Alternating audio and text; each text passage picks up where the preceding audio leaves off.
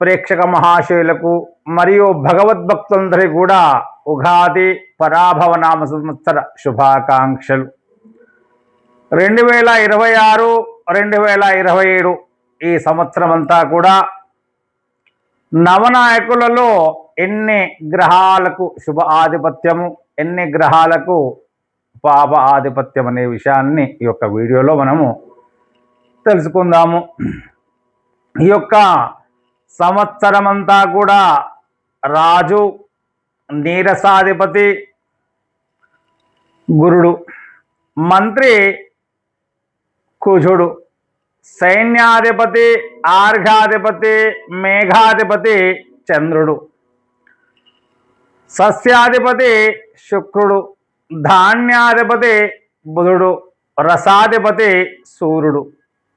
ఈ యొక్క నవనాయకులలో 7 ఆధిపత్యములు శుభులకు, 2 ఆధిపత్యములు పాపులకు వచ్చుటచే ఈ దేశములోనూ రాష్ట్రములోనూ పరిపాలన ప్రజారంజకంగా ఉండే అవకాశాలు కనిపిస్తూ ఉన్నాయి.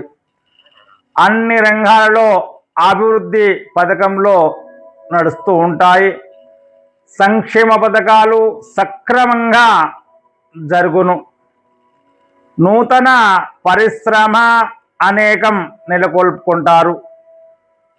దేశీయ ఉత్పత్తి రంగం నుంచి అభివృద్ధిని పొందే అవకాశాలు ఉన్నాయి. దేశమంతటా కూడా సోలార్ పవర్ ప్రాజెక్టు ఎక్కువగా నెలకొల్పుకుంటారు. ఇతర దేశాల నుండి అనేక మంది భారతదేశంలో పరిశ్రమలన్నీ కూడా నెలకొల్పుదురు. ఐటీ రంగం చక్కగా సాగుతుంది. రియల్ ఎస్టేట్, భవన నిర్మాణ రంగం మంచి అభివృద్ధిని సాధించును. చాలా రోజుల తర్వాత రియల్ ఎస్టేట్ వారికి, బిల్డర్ వ్యాపారులకు, గృహ నిర్మాణం చేసే వారికి మంచి కాలమిక రానే వచ్చింది. అందరూ కూడా ఈ యొక్క అవకాశాన్ని సద్వినియోగపరుచుకోగలరు. ప్రపంచమంతటా కూడా ఆర్థిక మాంద్యం ఉన్నప్పటికీ మన దేశంలో అంతగా కనిపించదు. అన్ని రంగములలో అభివృద్ధి సాధించును.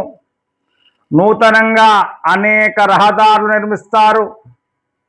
రైల్వే యొక్క మరింత అభివృద్ధిని సాధించును. రాష్ట్ర రాజధాని నిర్మాణం కూడా ముందుకు సాగుతుంది.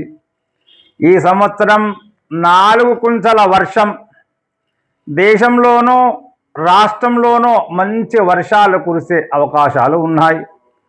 నైరుతి, ఈశాన్య ఋతుపవనములు సకాలంలో ప్రవేశించి అనుకూల వర్షములు కురుస్తాయి. రాజకీయ సంబంధ అధికార మార్పులు దేశములోను రాష్ట్రములోను కూడా జరుగుతాయి. దేశములోను రాష్ట్రములోను జలాశయమునందు నీరు సమృద్ధిగా ఉంటుంది. ఆహార ధాన్యములు నిల్వలు అవసరానికి మించి ఉంటాయి. పశ్చిమ ఆసియా దేశములలో యుద్ధములు అనివార్య అవుతాయి. మన సరిహద్దు దేశాల్లో యుద్ధ వాతావరణం ఉంటుంది. మరొక్కసారి శత్రువులను చిత్తుచేడులో మన సైన్యము సఫలీకృతులవుతారు. ప్రపంచమంతటా మన దేశఖ్యాతి పెరిగిపోతుంది. సంతోషించాల్సిన విషయం ఇది.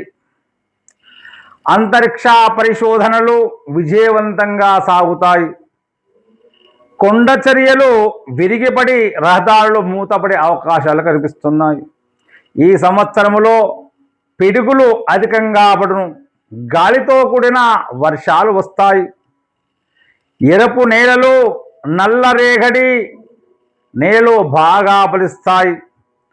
వరి, గోధుమ, మిర్చి, వాణిజ్య పంటలు, సుగంధ ద్రవ్యాలు, మొక్కజొన్న, వేరుశనగ, నువ్వులు, ప్రతి పంటలు బాగా ఫలిస్తాయి. మంచి ధరలు కలిగి ఉంట చేత రైతాంగం ప్రతి పంటలు బాగా ఫలిస్తాయి.